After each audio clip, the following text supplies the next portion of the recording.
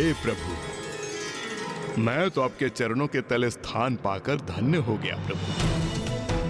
प्रभु, यदि आपकी आज्ञा हो तो मैं पूरा जीवन अचल आपके चरणों के नीचे स्थित रहूं। मैं तुम्हें आदेश देता हूं गयासुर कि तुम धरती में समा जाओ, ताकि कोई भी अपने पापों का प्रायश्चित किए बिना मात्र तुम्हारे निकट आकर मोक्ष न प्राप्त कर सके। प्रभु, मैं आपके आदेश का पालन अवश्य करूंगा।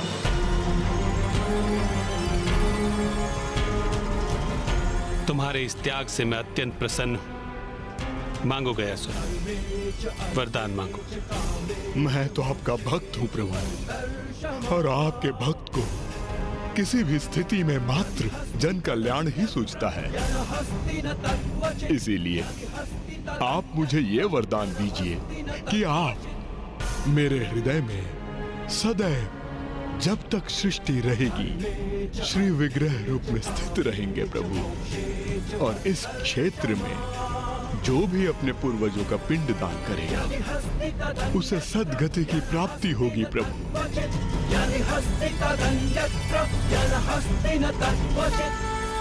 तथास्तु, तथास्तु, तथास्तु।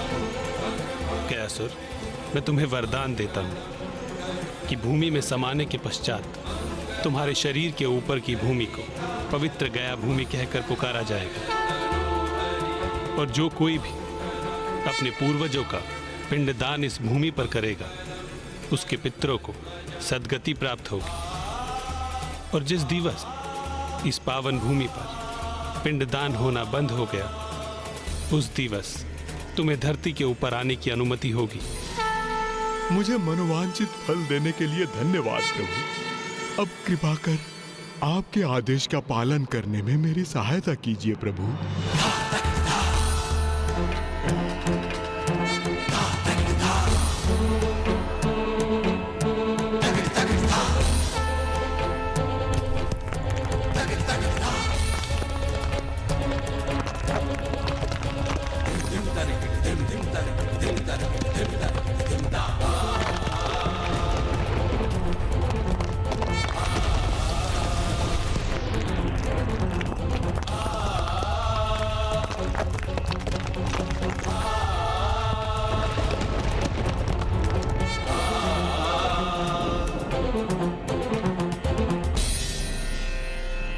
पुत्रों, ज्ञानरी के पिशाच और सुबोध को गया ले जाओ। वहां सुबोध से उसके पिता का पिंडदान करवाओ और उसे पिशाच योनि से मुक्त कराकर ज्ञानरी को दिए अपने वचन को निभाओ। उचित है माता। हमारा मार्गदर्शन करने के लिए आपका धन्यवाद माता। ऋषिवर की अवस्था तो और भी गंभीर होती जा रही है।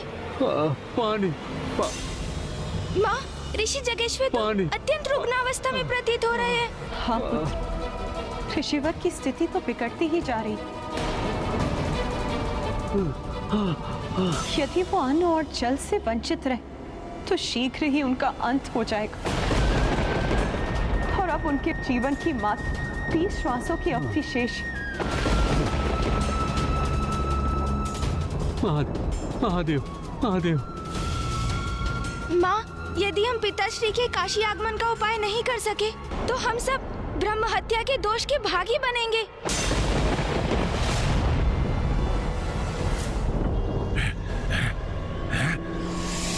सर्वप्रथम गणेश जी कुमार कार्तिकेय मंदिर के भीतर गए, फिर अचानक बाहर आए और तीव्र गति से कहीं और चले गए, फिर लौट कर आए और मंदिर के भीतर चले गए। और अभी भी मंदिर के भीतर ही है।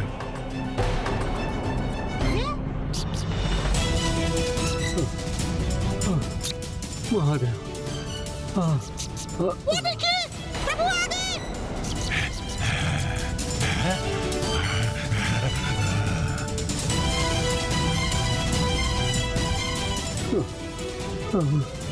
महादेव, महादेव। पिताश्री, प्रभु गणेश जी और गुरुदेव तो लौट रहे हैं, किंतु वो अपने साथ किसे ला रहे हैं? महादेव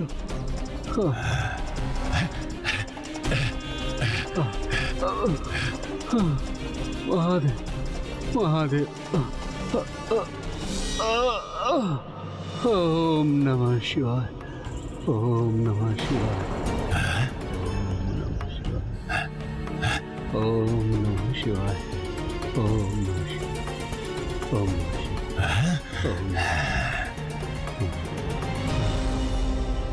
धीरज रखिए ऋषिवर, आपको कुछ नहीं होगा। ओम नमः शिवाय। ऋषि है, ओम माता के मंदिर से आ रहे हैं।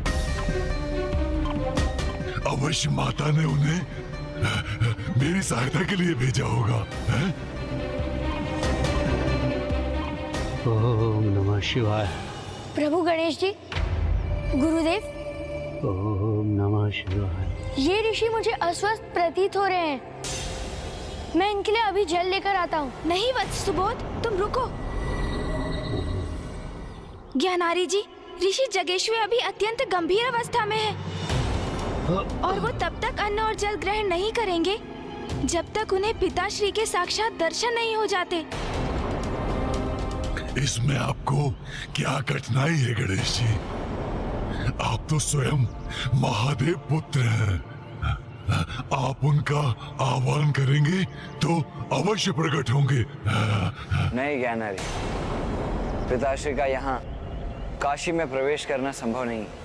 हमें कैलाश जाकर किसी उपाय से पिताश्री को ऋषि जैगेश्वर के लिए यहाँ आने के लिए सहमत करना होगा, क्योंकि ऋषिवर के जीवन की रक्षा का बस यही एकमात्र उपाय है। तो फिर मेरी मुक्ति का क्या होगा? माँ ने स्पष्ट किया है। तुम्हारी मुक्ति के लिए हमें गया जाना होगा। आपने इतने समय बड़े धैर्य का परिचय दिया है ज्ञानारी जी, किंतु थोड़ी और प्रतीक्षा कीजिए। हम आपको गया अवश्य ले जाएंगे, किंतु उसके पूर्व हमें ऋषिवर की अवस्था को सुधारने का उपाय करना होगा। समझ गया, सब समझ गया मैं।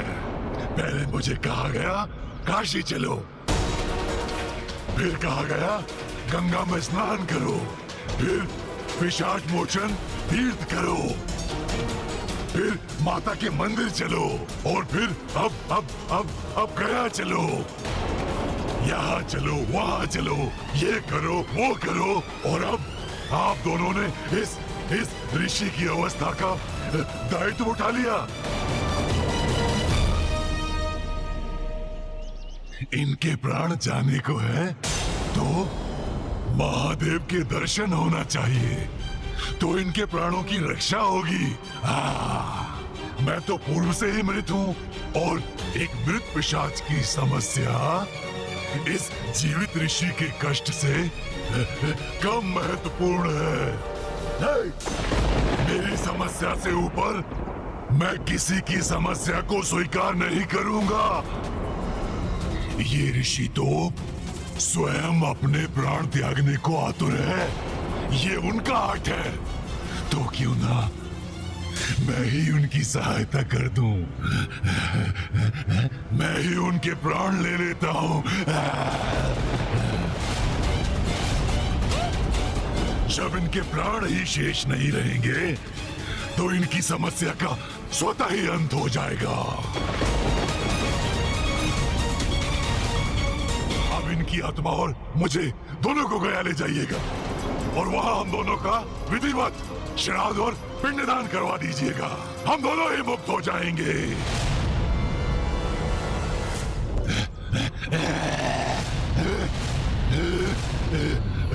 रुकिए ज्ञानारी जी।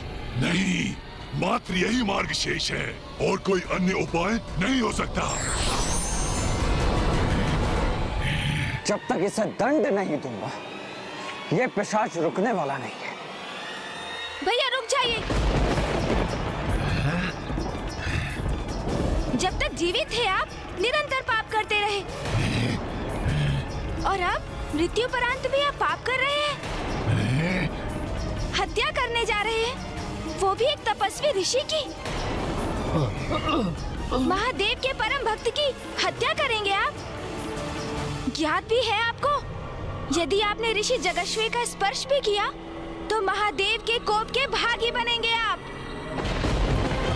उनकी क्रोधाग्नि भस्म कर देगी आपको।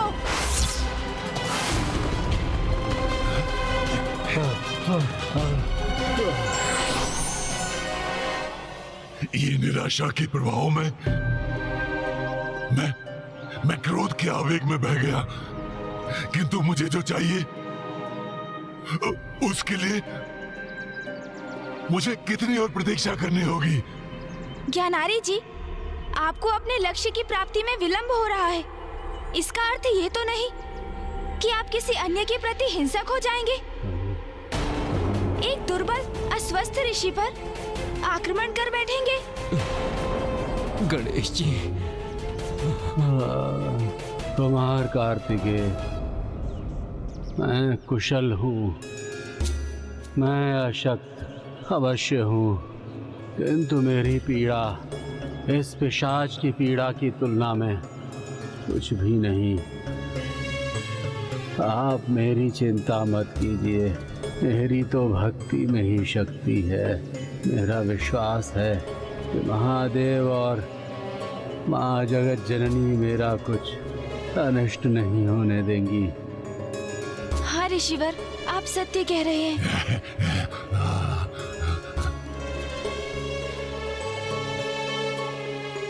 मूषक जी, प्रभु, आप यहीं रुकिए, ऋषिवर के निकट।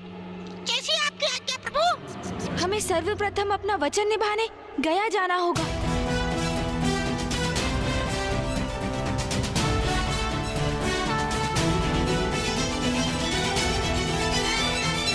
माता, आपको इस प्रकार काशी में एकाकी छोड़कर जाने का मन तो नहीं कर रहा है, किंतु आपके आदेश का पालन करने हेतु सर्वप्रथम हम ज्ञानारी जी की सहायता करने, उन्हें पिशाच योनि से मुक्ति दिलाने, उन्हें गया ले जाएंगे।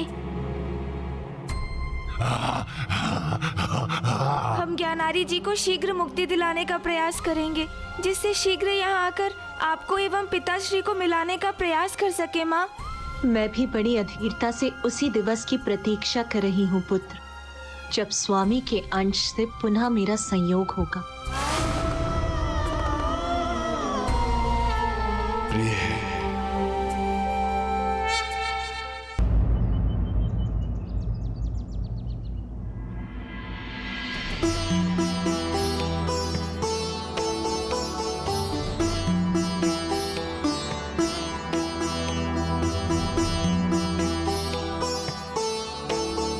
यहाँ मेरे समान मुझे अतृप्त आत्माएं दिखाई दे रही हैं, अर्थात ये वही स्थान है जहाँ मुझे मुक्ति प्राप्त होगी। माता का सुझाव सर्वथा उचित था। हाँ।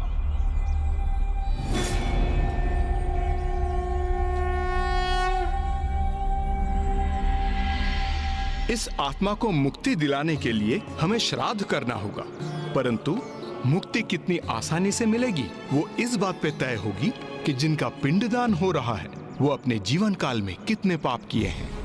पिताश्री ने तो अनेकों पाप कर्म किए हैं, उनके लिए मुक्ति पा पाना कैसे सरल हो पाएगा? किंतु जो भी हो, हमें अपने दिवंगत संबंधियों को पूर्ण रूप से मुक्ति दिलाने का प्रयास अवश्य करना चाहिए।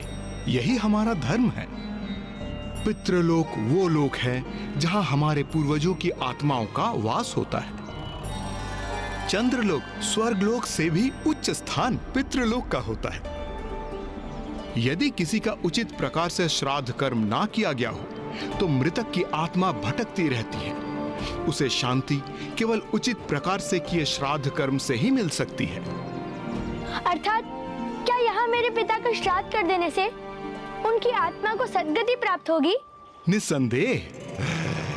किंतु ब्राह्मण देवता, ये श्राद्ध कर्म होता क्या है? इस श्राद्ध का फल तुम्हारे पूर्वजों को मिलेगा। इसी से उन्हें शीघ्र मुक्ति पाने में सहायता मिलती है। इसमें 3 विधियां होती हैं: जलदान, पिंडदान और ब्राह्मण भोजन।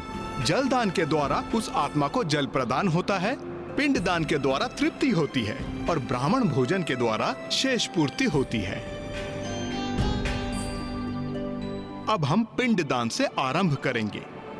किंतु ब्राह्मण देवता, ये पिंड क्या होता है? गणेश जी, मैं आपकी ये जिज्ञासा अवश्य शांत करूंगा। किसी भी गोलाकार वस्तु को पिंड कहते हैं।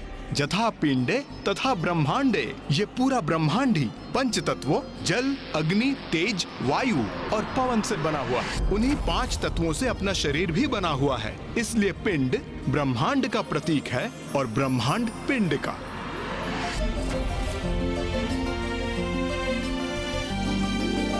यहाँ तक कि हमारा शरीर भी एक पिंड ही है और पितरों का पिंडदान इसलिए किया जाता है ताकि उनका पिंड अर्थात इस शरीर रूपी पिंड से आसक्ति छूट जाए और वो आगे की यात्रा आरंभ कर सकें और दूसरा पिंड या दूसरा शरीर या मोक्ष पा सकें। ब्राह्मण देव, हम पिंडदान का महत्व तो समझ गए, किंतु ये जल तर्पण क्यों आवश्यक है? मृत व्यक्ति की आत्मा को जल की बहुत प्यास होती है, किंतु उसे किसी भी जल के स्रोत के निकट जाने की अनुमति नहीं होती है। इसलिए उसके पुत्र द्वारा दिया गया जल उसकी प्यास बुझाता है और वही जल वो आत्मा ग्रहण करती है। इसलिए जल का तर्पण परम आवश्यक है।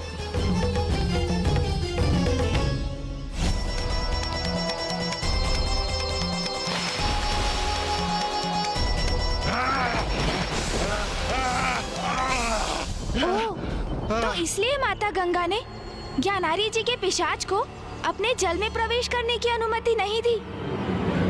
अब आप सभी को समझ आया कैसी यंत्रणा सह रहा हूं मैं। इसीलिए तो आपसे बार बार कह रहा हूं, मुझे इस पिशाच योनि के कष्ट से मुक्त कराओ, मुक्त। और पितरों और देवताओं का प्रतिनिधित्व करने वाले 2 ब्राह्मणों को भोजन कराना इसीलिए आवश्यक है क्योंकि देवताओं को महाभोग प्रस्तुत किए बिना तो कोई भी पूजा संपन्न नहीं होती। और ये तो श्राद्ध है और उच्च लोक में स्थित पितृ देवताओं के समान ही होते हैं और इसीलिए पितरों को प्रसन्न करने हेतु उन्हें भोजन प्रदान करना तो अति आवश्यक है। मैं उचित कह रहा हूं ना ब्राह्मण देव? आपने सर्वथा उचित कहा कुमार कार्तिकेय जी। ब्राह्मण देवता, कृपया करके हमें ये भी बताइए कि किसी भी मृत व्यक्ति का पिंडदान कब आरंभ करना चाहिए? मनुष्य की मृत्यु के उपरांत प्रथम दिन से ही पिंडदान प्रारंभ करना चाहिए। किंतु यदि किन्हीं विशेष परिस्थितियों के कारण अथवा अज्ञानतावश कोई अपने निकट संबंधियों का पिंडदान करने में असमर्थ रहा हो तो, जैसा कि ज्ञानारी के साथ हुआ, तो इस भूल को सुधारने का क्या उपाय है? यदि मरणोपरांत किसी का पिंडदान ना हो तो ये अत्यंत दुर्भाग्यपूर्ण है। तब मृत जीव की आत्मा किसी न किसी रूप में आकर अपने संबंधियों को अवश्य सताती है।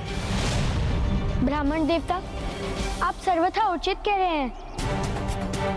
हमारे साथ भी यही हुआ है।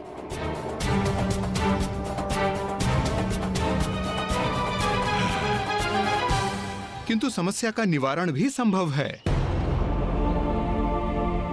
गया की पावन भूमि है वो समाधान। जिस आत्मा का पिंडदान मृत्यु के समय नहीं हो सका, उस आत्मा का पिंडदान इस गया में संभव हो सकता है और पिंडदान होते ही उस मृत शरीर की आत्मा का अपने मृत शरीर से मोह भंग हो जाएगा और उस पिंडदान के प्रभाव से उसे एक नवीन शरीर प्राप्त होगा जिसके द्वारा वो उत्तम लोकों की यात्रा करेगी। नवीन शरीर अर्थात ब्राह्मण देवता? मृत्युपरांत प्रथम दिवस से जैसे ही पिंडदान की विधि आरंभ होती है, तभी प्रतिदिन उस आत्मा के लिए एक नवीन शरीर उत्पन्न होने लगता है और ये प्रक्रिया 10वें दिवस में जाकर समाप्त होती है। नवीन शरीर? तो क्या मुझे भी नवीन शरीर प्राप्त हो जाएगा? फिर मुझे मुक्ति पाने की क्या आवश्यकता है? इस नवीन शरीर को यातना शरीर कहते हैं। यातना शरीर? किंतु उसे यातना शरीर क्यों कहा जाता है ब्राह्मण देवता?